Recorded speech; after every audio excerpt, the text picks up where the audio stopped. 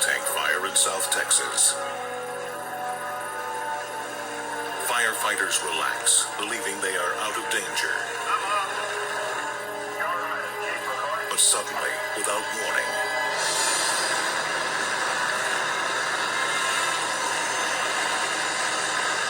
a deadly fireball sends them running for their lives. The woman running is volunteer firefighter Rosie Garcia. I thought that if I didn't get there fast to get away from it, I was gonna die. It was hot.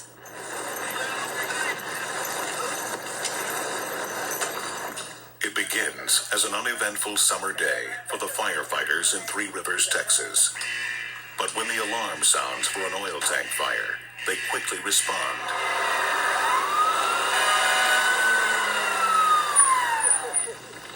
The tank, which holds oil from field wells, has overflowed. A spark, possibly from a passing car, ignited the spilled oil.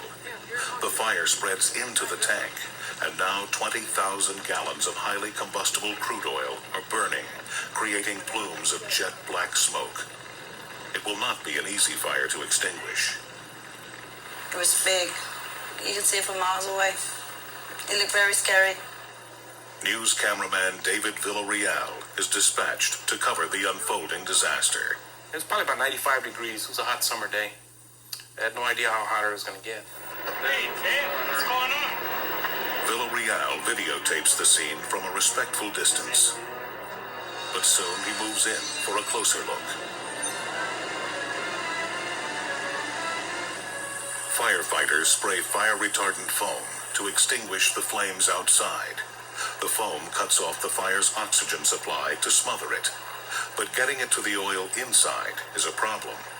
The only opening is a small hatch on top of the tank.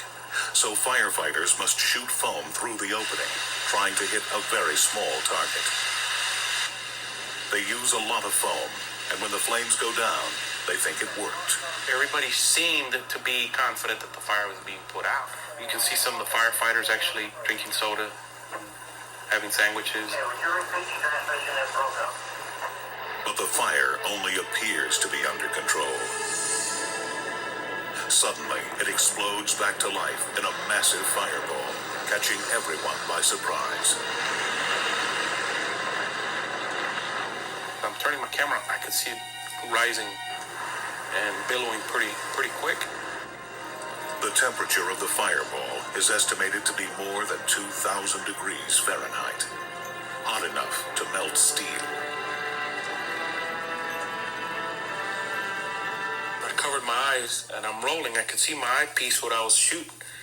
That's when I got burned, right there. I don't know what would have happened if I hadn't blocked my eyes.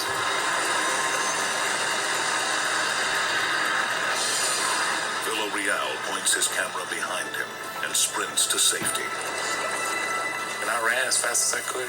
And I realized that I was burned. I was in pain. And there for a minute, I thought I wasn't going to make it. It was that scary. Damn it. I got my arm burned. You okay? You burn up? A little. It felt like it was getting hot and hotter. And then I looked at it and it was red. Then by the time I looked at it again, it had blisters on it. What'd you think about the explosion of it? What'd you think about it? I didn't have no much to think. I just ran.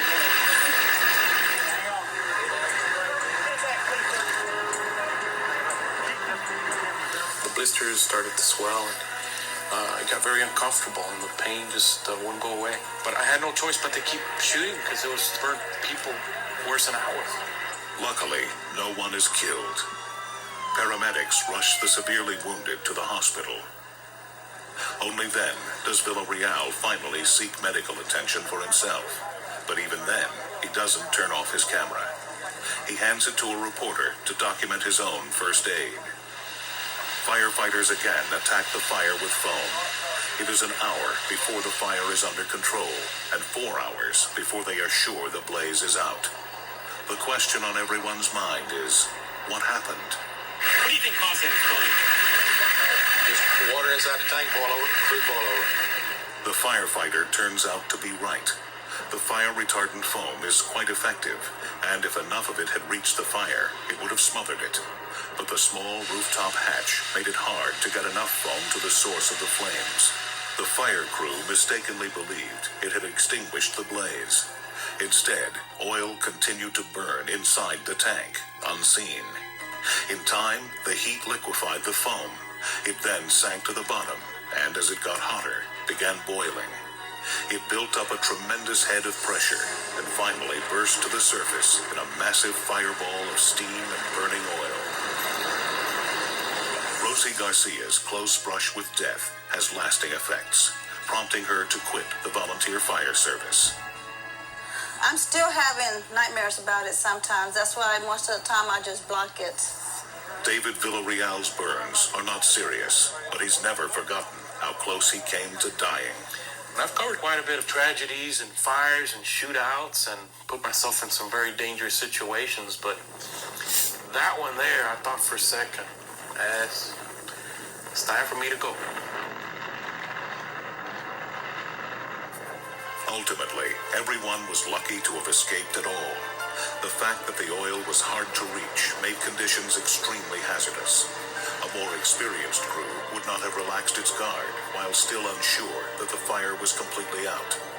In the heat of this moment, the firefighters' narrow escape was a reminder of the volatile nature of fire.